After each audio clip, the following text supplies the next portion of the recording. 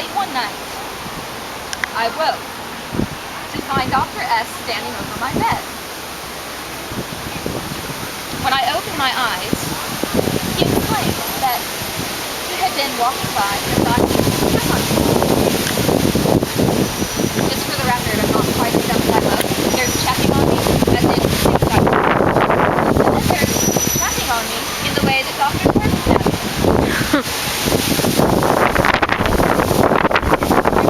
At least twice a day, often arriving in a tight t-shirt and jeans instead of his doctor's uniform. No, they can do that. And adopting his habitual position against the walls of about my life, about my madness, about things I'm studying in my books, things he claims to find fascinating. I know exactly what's going on. On my next supervisor in the bathroom, I look at myself in my coat mirror in the hope of seeing some feature, something in my physical appearance that could be remotely alluring so that I could wipe it out. But I could find nothing.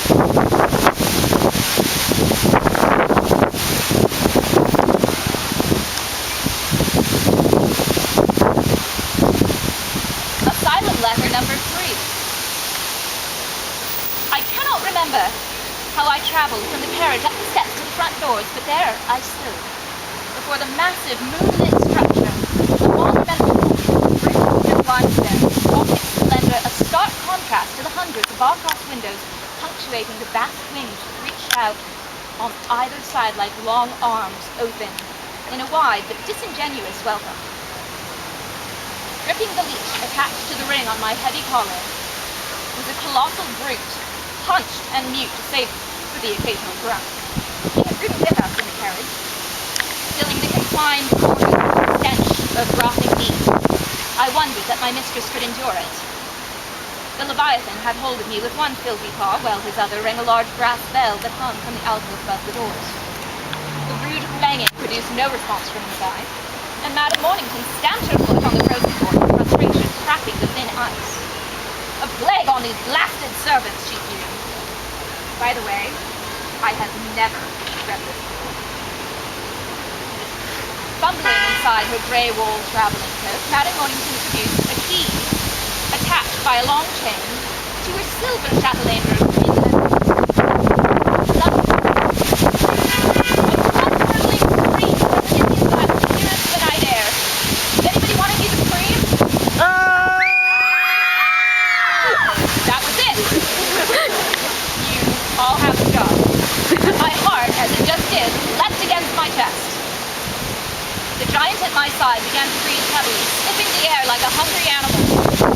At that point, the lock on the heavy door, and scarcely had begun to turn when the door swung open, pulling them inward.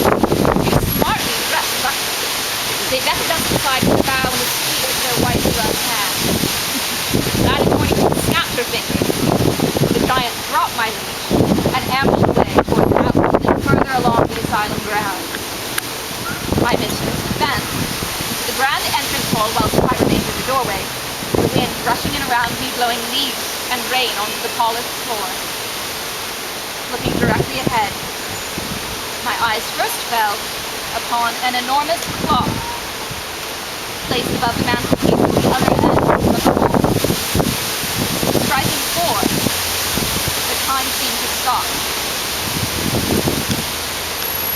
Before I knew what was happening, I was on the ceiling again, looking down at myself, standing on the black and white checkered marble. I was so small, a mouse in a mansion, cold, wet, and utterly alone. Could there be another soul in this world quite so alone as I? If something were to happen to me, would anybody care? Would anyone even know? From my perch, high up in the vaulted rafters, I commanded my feet to move me forward.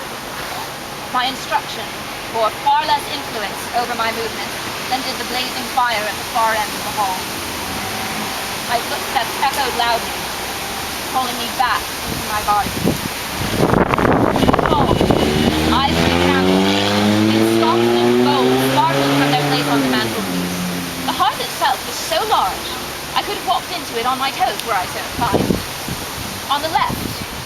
fire, richly upholstered chairs were established casually around a tea table set with bone china and laden heavily with delicacies too beautiful to be almost. Cakes. Who brought cake? Cupcake. Close enough. Cake! Stacked high and frosted with swirls of icing and lemon drops were flanked by huge trays of strawberry tart. A plated biscuits glittered with colored sugar. Exquisitely sculpted marzipan fruits lay arranged in a cluster. Chocolates wrapped with crisp gold paper were tucked into every chink in the display, heartbreaking to a hungry captain. To the right of the fire, a small gathering of ladies lounged on overstuffed settees, books and needlework in their laps, while others sat around the lace-covered card table playing at whist or some other setting. All were dressed elegantly, yet with modesty. Their hair was neatly braided and coiled into becoming styles. An aura of calm and serenity surrounded the happy group, and an elderly woman in mauve sat at an antique harpsichord and provided that absurd thinking without which such a picture should never be completed.